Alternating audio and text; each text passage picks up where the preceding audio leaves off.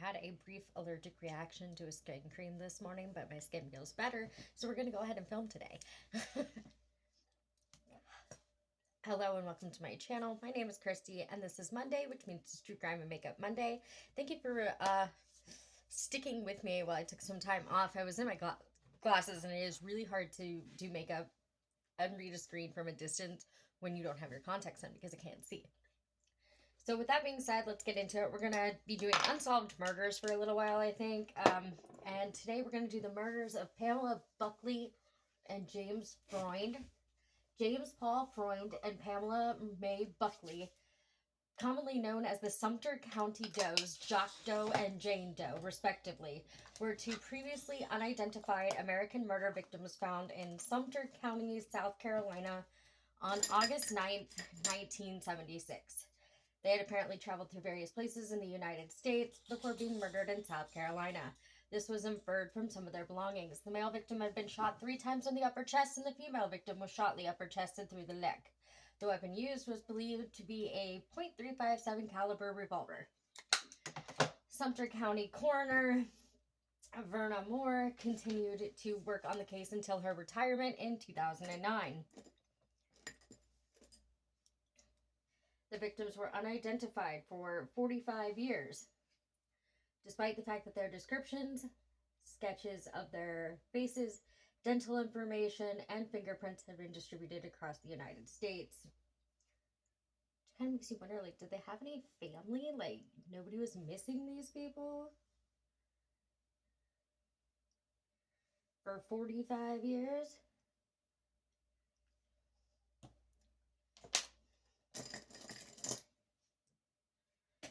Their murders remain unsolved. The male victim had been referred to as Jock Doe, which may have originated from the French name Jacques, an indication he may have been from French Canada. A man who claimed he had met the victim stated that he was told by the male victim that his name was Jock and that he had left his Canadian family with his girlfriend. The male victim had furthermore stated that his father was a well-known doctor. This supported the theory that his family was wealthy. It was announced that on January 19th, 2021, that both victims had been identified. A statement by the DNA Doe Project described the resolution of the case and that they were withholding additional information, including the decedent's names. A news report published later in the day elaborated that the male victim was from Pennsylvania and the female was from Wisconsin. It was clarified the following day that the female was actually from the state of Minnesota.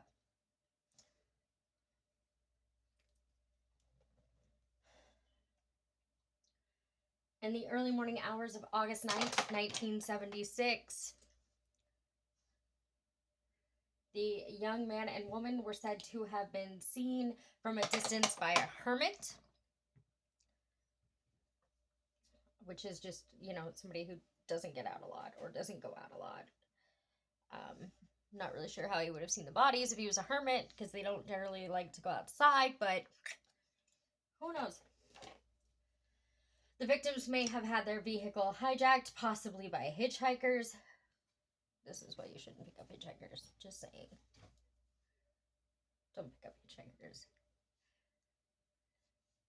And don't get into cars with strangers. It's just not a good idea.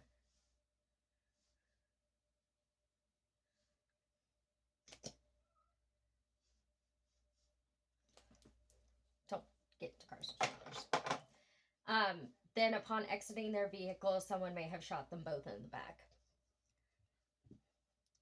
At 6:20 a.m., a trucker named Martin Durant found the bodies and contacted Charles Graham, an employee at a nearby store. Graham, in turn, contacted the authorities. Why he went to a store owner first, I couldn't find any particular reason why he would have done that instead of just contacting the police, because he clearly had the means to contact someone.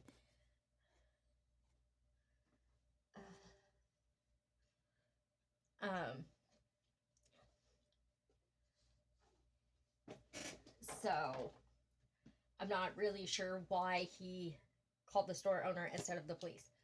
The male victim was at first believed to be between age 18 and 22, but his detention suggested that he may have been older than 27. The age range was updated to between 18 and 30 years after his case was entered into NAM US.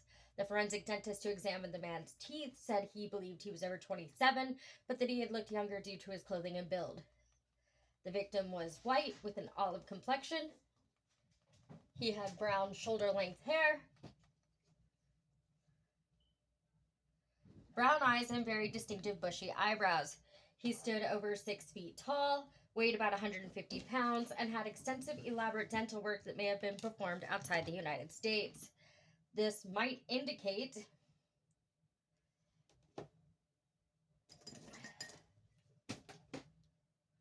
a higher socioeconomic status.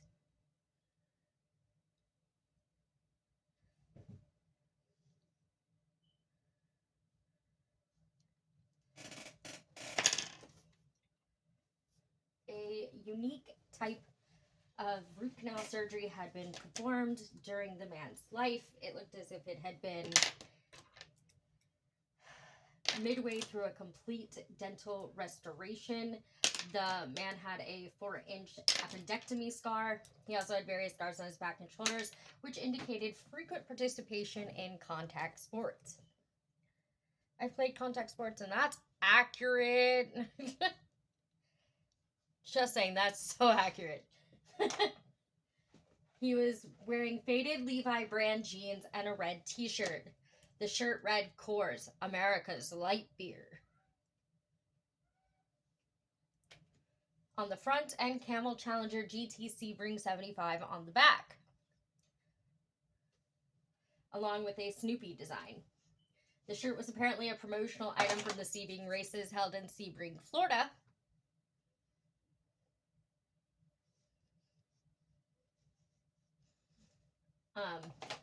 In 1975, which were sponsored by the Coors Brewing Company. He wore no underwear and carried a pack of Grant's truck stop matches in his pants pocket.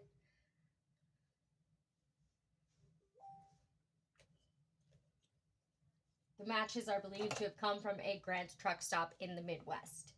He wore a yellow gold Beluga Accutron wristwatch with a twist O-flex band bearing the serial number H918803. Using this number, investigators were able to determine that Belovia had made the watch in 1968, but when the Belovia company downsized in the early 1970s, they destroyed many of their records, meaning that there was no way to ascertain where the victim's watch was distributed or bought. He also wore a 14-karat gold ring set with a gray star sapphire stone. The initials JPF were engraved inside the ring, which had a Florentine finish. Both the ring and the watch were rather expensive. This, together with the man's elaborate dental work, suggested that he had come from an affluent family.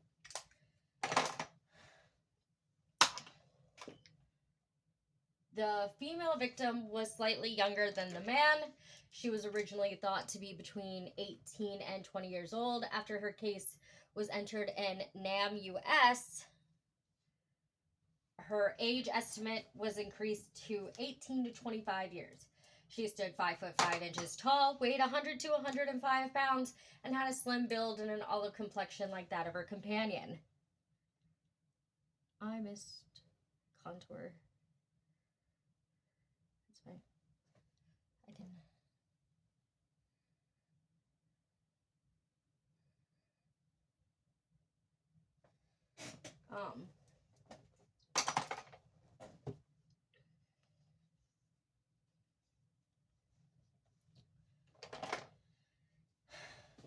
This led some observers to speculate that they may have been siblings.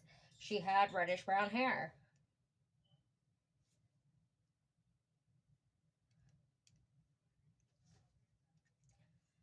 Shoulder-length hair and bluish-gray eyes. Some sources state hazel. She had 2 distinctive moles on the left side of her face near her mouth. The coroner noted that the young woman had unusually long natural eyelashes and that both victims were very clean and well groomed. She had fillings in all of her back teeth, and her front teeth would have appeared straight even if she were to smile. She had no surgical scars, had never been pregnant, and her legs had not been shaved. Unlike her male companion, no scars were found on her body. She was wearing an unbleached white muslin blouse over a pink front-tying halter top. She wore blue denim cutoff shorts, Daisy Dukes. She had a floral print scarf tied around her waist as a belt. She wore Stride Right brand wedge-heeled sandals that were lavender and hot pink in color. She wore 3 distinctive rings. The first one was a black oblong stone with what appeared to be a small turquoise chip embedded in it. The second had an ornate scrolling feather shape with coral and turquoise stones. The third was a simple metal band with red, white, and blue stones. These rings appeared to be authentic, handmade Native American or Mexican costume jewelry. They were all made of sterling silver. They appeared to have originated in the southwestern United States. Like the man beside her, the female victim wore no underwear.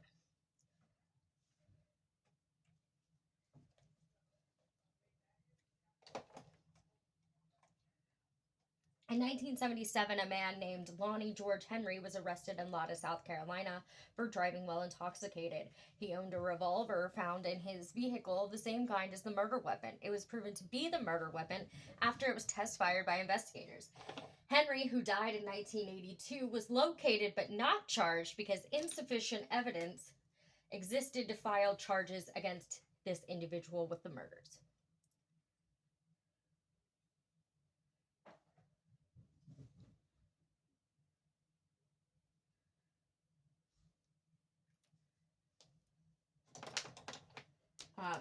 Investigators traveled to the city of Brunswick, Georgia. They met with a mother and father who were thought to be possible acquaintances of the Jane Doe. Their daughter was missing, and her ex-boyfriend had reported a similarity between the female victim and his ex-girlfriend. However, after showing the parents of the missing woman photographs of the female victim, neither they nor her friends could verify that it was her. After a dental comparison, it was found that the 2 women did not match. The initials JPF engraved inside the man's ring supported the theory that his name was Jacques, or at least started with a J. The book of matches found in the man's pocket provided a further clue. The matches came from a truck stop train which had locations in Idaho, Nebraska, and Arizona. After information was released to the public, a man from Nebraska stated that he had performed repairs on a car with Oregon or Washington license plates, whose owners matched the description of the victims, but this uncovered no additional leads.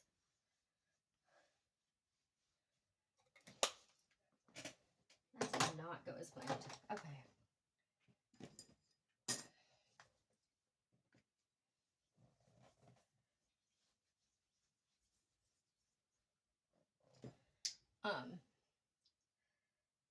Some speculate that notable serial killer Henry Lee Lucas could have been involved in the murders.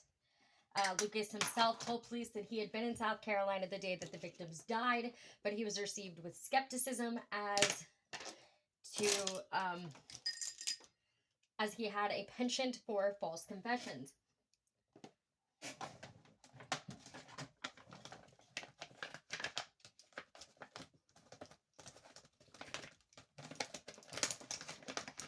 He was never charged with the crime and died in 2001 due to heart failure.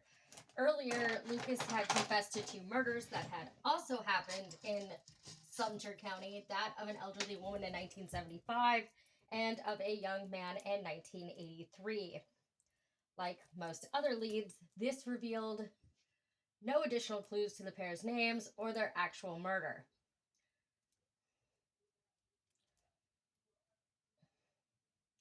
Give me just a second here.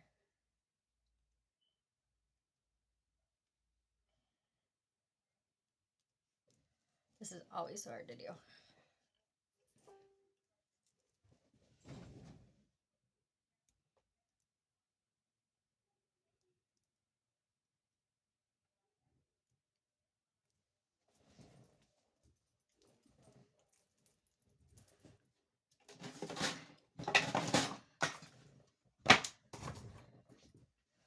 The couple's bodies were kept at a local funeral home in caskets with airtight, see-through lids in hopes that someone would identify them. People from all over the country called to inquire about them, including several parents of young runaways. None were able to identify the bodies. The bodies remained on display until they began to deteriorate.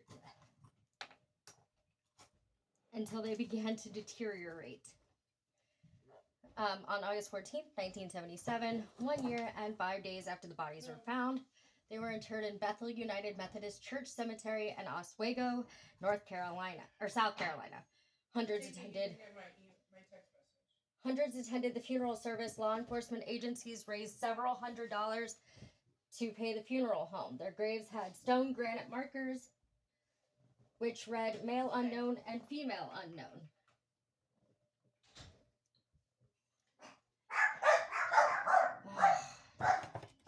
In 2007, both bodies were exhumed to obtain DNA information. This led to the theory of the pairs having been siblings being disproved. The testing showed that they were not genetically related, though they did resemble each other.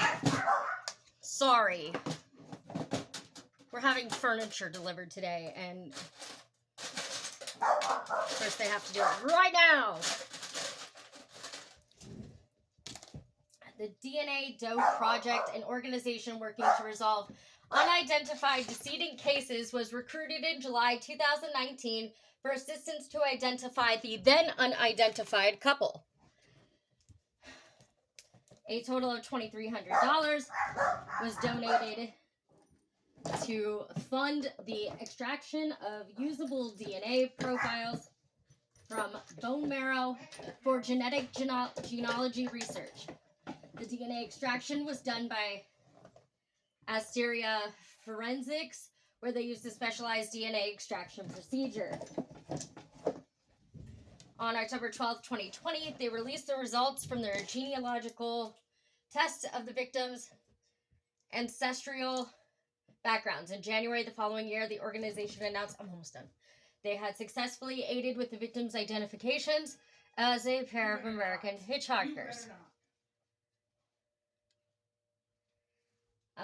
They were identified as Pamela Buckley and James Freund on January 21st, 2021 at a press conference. Freund was last seen on December 25th, 1975.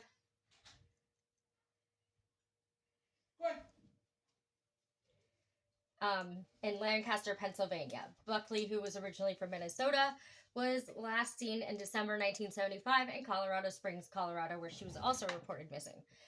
That is the story of the unsolved murders of Pamela Buckley and James Freund. As always, please don't do anything I wouldn't do. Be cautiously kind to others and make good choices. And I'll see you guys all next week. Bye!